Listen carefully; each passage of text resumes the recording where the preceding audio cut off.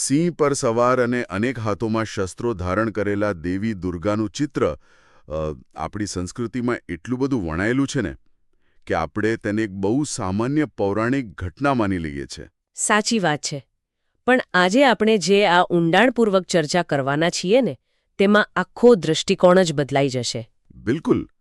અને આજનું આપણું મિશન પણ એ જ છે.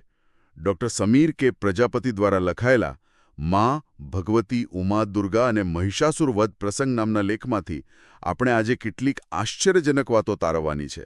હા, અને સાથે જ માર્કંડેય મહાપુરાણના જે બહુ જ રસપ્રદ સંદર્ભો તેમાં આપ્યા છે તેનું પણ આપણે વિશ્લેષણ કરીશું. કારણ કે આ કોઈ માત્ર રણસંગ્રામની કથા નથી. ના, જરાય નહીં.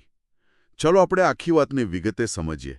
કારણ કે બહારથી અત્યંત ઉગ્ર દેખાતા દેવીના સ્વરૂપના કેન્દ્રમાં એક અદ્ભુત કરુણા રહેલી છે. અને આ કથાની સૌથી મોટી તાકાત જ તેના પ્રતીકોમાં છે. આપણે જ્યારે સમસ્ત બ્રહ્માંડની શક્તિઓની વાત કરીએ છીએ ત્યારે સમજાય છે કે આજના સમયમાં આ રૂપક કેટલું સચોટ છે.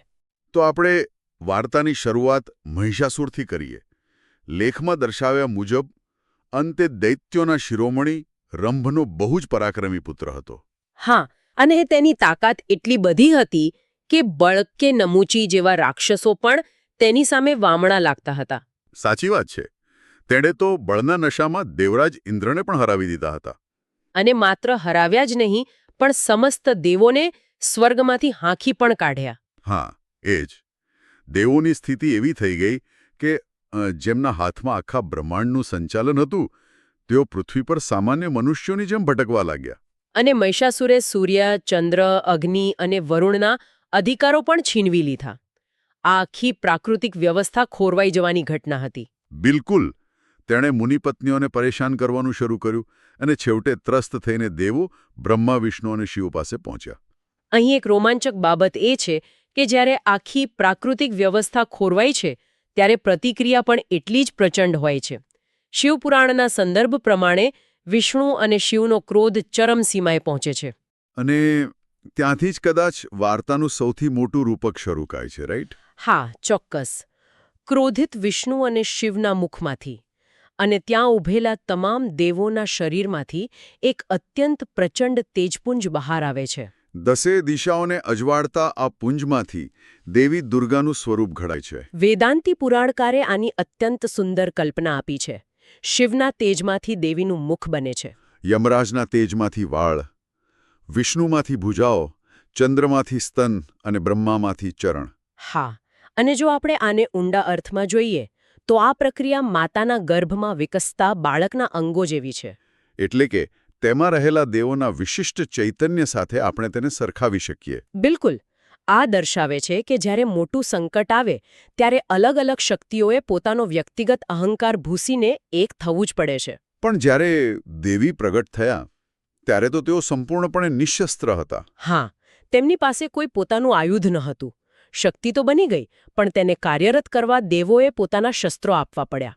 જેમ કે શિવે ત્રિશૂળ આપ્યું, વિષ્ણુએ ચક્ર આપ્યું અને વરુણે શંખ. સંપૂર્ણ સમર્પણ છે. હવે અહીં અરુણાચલનો એક બહુ જ રસપ્રદ પ્રસંગ આવે છે. મહિષાસુરનો હંકાર એટલો મોટો હતો કે ત્યાં નવી જાગૃત થયેલી શક્તિને ઓળખી જ ન શક્યો. સાચી વાત છે. તેને ખબર પડી કે અરુણાચલ પર્વત પર માતા પાર્વતી કઠોર તપસ્યા કરી રહ્યા છે. એટલે તેણે એક દૂતીને તપસ્વીના વેશમાં ત્યાં મોકલી અને પ્રલોભન આપવાનો પ્રયાસ કર્યો. દૂતીએ કહ્યું કે શિવને ભૂલી જા, મહિષાસુર તારા રૂપથી આકર્ષિત થઈને તને બોલાવે છે. હા, પણ માતાના સહાયક વિજયાએ એ દૂતીને તરત જ આશ્રમમાંથી કાઢી મૂકી. અને આનાથી મહિષાસુર ક્રોધિત થઈને હુમલો કરે છે. પણ અહીં નોંધવા જેવી બાબત એ છે કે માતા પાર્વતી પોતાની તપસ્યા ભંગ થવા દેતા નથી. તો તેઓ શું કરે છે? તેઓ પોતાના જ અંશ દુર્ગાને રાક્ષસોનો સંહાર કરવા આદેશ આપે છે. આ દર્શાવે છે કે દિવ્ય શક્તિઓ પોતાનું કાર્ય કેવી રીતે વિભાજિત કરે છે. હવે જુઓ, અહીં વાર્તા સૌથી રસપ્રદ વળાંક લે છે. જ્યારે દુર્ગા યુદ્ધના મેદાનમાં ઉતરે છે, હા, મહાવિનાશક યુદ્ધ શરૂ થાય છે. સૌથી પહેલા ચિક્ષુર આવે છે, જેનો દેવી ત્રિશૂળથી વધ કરે છે. પછી ચામર આવે છે. ચામરનું મસ્તક તો દેવીનું વાહન સિંહ જ ધડથી અલગ કરી નાખે છે. પણ મને સૌથી વધુ આશ્ચર્ય તો એ વાતનું થયું કે કરાલ નામના દૈત્યને દેવી માત્ર થપ્પડો અને મુક્કાઓથી જ મારી નાખે છે. હા, આ દર્શાવે છે કે અમુક આસુરી તત્વો પાછળ દિવ્ય શસ્ત્રો વેડફાવાની જરૂર જ નથી હોતી. ઉદ્ધત, બાષ્કલ, તામ્ર વગેરેનો પણ ભયંકર રીતે નાશ થાય છે. જો આપણે આ નામો પર ધ્યાન આપીએ તો પુરાણકારની એક ખાસ શૈલી પકડાય છે. કઈ રીતે? આ દૈત્યોના નામો જુઓ: દુર્ધર, દુર્મુખ, ઉદ્ધત. આ કોઈ ઐતિહાસિક શત્રુઓ નથી, આ આપણા જ દુર્ગુણો છે. ઓહ, એટલે જેવા ભયાનક નામ તેવા તેમના ખરાબ ગુણો. બિલકુલ. આ માત્ર રાક્ષસો સામેનું નહીં, પણ દુર્ગુણો સામેનું મનોવૈજ્ઞાનિક યુદ્ધ છે. હવે આખરે મહિષાસુર પોતે મેદાનમાં આવે છે. હા, અને તે માયાવી યુક્તિઓનો સહારો લે છે.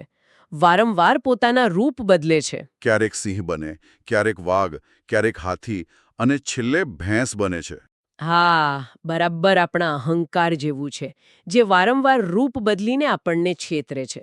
પણ દેવીએ ભેંસ બનેલા દૈત્યને પોતાના પગ નીચે સજ્જડ દબાવી દીધો. અને જેવું તેને ભેંસના શરીરમાંથી પોતાનું મસ્તક બહાર કાઢ્યું કે તરત જ દેવીએ તલવારથી માથું કાપી નાખ્યું. મહિષાસુરનો અંત આવ્યો અને દેવીએ રણભૂમિમાં વિજય નૃત્ય કર્યું.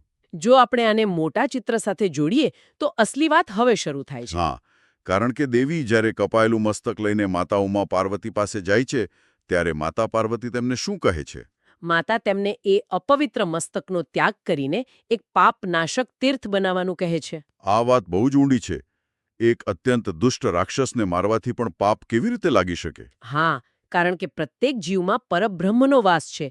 અહિંસા એ આપણી સંસ્કૃતિનું સનાતન મૂલ્ય છે. એટલે પાપના પ્રાયશ્ચિત માટે દેવી તલવારથી શિલા તોડે છે અને તેમાંથી જળ નીકળે છે. અને સૌથી અદ્ભુત વાત એ છે કે રાક્ષસના ગળામાંથી શિવલિંગ પ્રગટ થાય છે. આ કથાઓ દ્વારા પુરાણકારો તીર્થો પ્રત્યે શ્રદ્ધા જગાડે છે. તો આ બધું સમજ્યા પછી આપણા માટે આનો શું અર્થ છે? આ પૌરાણિક કથા સીધી રીતે ગુજરાતના ગામડાઓ અને પરિવારો સાથે કેવી રીતે જોડાયેલી છે? આ સ્થાનિક જોડાણ બહુ જ મહત્વનું છે. તંત્રીશ્રીની નોંધ મુજબ મહિષાસુર મર્દિની સ્વરૂપની પ્રાચીન પ્રતિમાઓ ગુજરાતમાં અનેક જગ્યાએ બિરાજમાન છે. હા, એ યાદી પ્રમાણે જોઈએ તો ઊંઝાના જગપ્રસિદ્ધ મંદિરમાં કડવા પાટીદાર કુળદેવી ઉમિયા માતાજીની પ્રતિમા છે. બિલકુલ. અને 5 ગામ લેઉવા પાટીદારોના મણુંદ ગામમાં ખમલાઈ માતાજી બિરાજમાન છે. તે જ રીતે ગામના એટલે કે સંડેર લીઉવા પાટીદારોના કુળદેવી સંડેરી માતાની પણ પૂજા થાય છે. અને વાલમ ગામના લેઉવા પાટીદારોની કુળદેવી સુલેશ્વરી માતાજી પણ આ જ સ્વરૂપ છે. ભાંડુ ગામના લીઉવા પાટીદારોના કુળદેવી ભૈરવાની માતા, જે હાલમાં બ્રહ્માણી માતા તરીકે ઓળખાય છે. આ ઉપરાંત બ્રાહ્મણવાડામાં પેપરશીમાં અને કામલી ગામમાં ગલતી માતાની પ્રતિમાઓ પણ છે. હા, અને પાલોદરમાં મલાઈ માતા અને સુણોક ગામમાં સવલી માતા છે. આ યાદીમાં ઊંઝાના અન્ય મંદિરો પણ સામેલ છે, જ્યાં નમેણ માતા, બાળોજ માતા અને વડેચી માતા બિરાજમાન છે. આ નામો દર્શાવે છે કે પાટીદાર સમાજ અને બહોળો ભારતીય સમાજ આ સ્વરૂપને સદીઓથી પૂજતો આવ્યો છે. અને આ શ્રદ્ધા જ છે જે આખા સમાજને સદીઓથી એક સાથે જોડી રાખે છે. આ આખી ચર્ચા બહુ જ ગહન રહી. હા, અને લેખનો અંતિમ સંદેશ પણ એ જ સ્પષ્ટ કરે છે. માં ઉમા પાર્વતી પ્રત્યેની ભક્તિનો ઉદ્દેશ્ય માત્ર અંધશ્રદ્ધા દૂર કરવાનો નથી, પણ બિનસાંપ્રદાયિકતા, સમાનતા અને એકતાનો ભાવ ઉજાગર કરવાનો છે, રાઈટ? બિલકુલ. સજ્જન અને દુર્જન પ્રત્યે સંભાવ દૃષ્ટિ રાખવી એ જ પુરાણોની સાચી ભેટ છે. તો ચાલો આપણે સૌ આ એક વિચાર સાથે આજના આ સત્રને વિરામ આપીએ. ચોક્કસ. આજના સમયમાં જ્યારે આપણી અંદર પણ અહંકારરૂપી મહિષાસુર વારંવાર નવા રૂપો ધારણ કરે છે, ક્યારેક સિંહ, વાઘ કે ભેંસની જેમ, હા, અને આપણને પરેશાન કરે છે, ત્યારે શું આપણે આપણી ભીતરની દુર્ગાને જાગૃત કરી શકીએ ખરા? અને શું આપણે પણ વિરોધીઓ પ્રત્યે અહિંસા અને સંભાવ રાખી શકીએ? આ પ્રશ્ન પર વિચાર ચોક્કસ કરજો. આ ગહન ચર્ચામાં જોડાવા બદલ ખૂબ ખૂબ આભાર. શક્તિ અને શાંતિનું આ સંતુલન હંમેશા જળવાઈ રહે.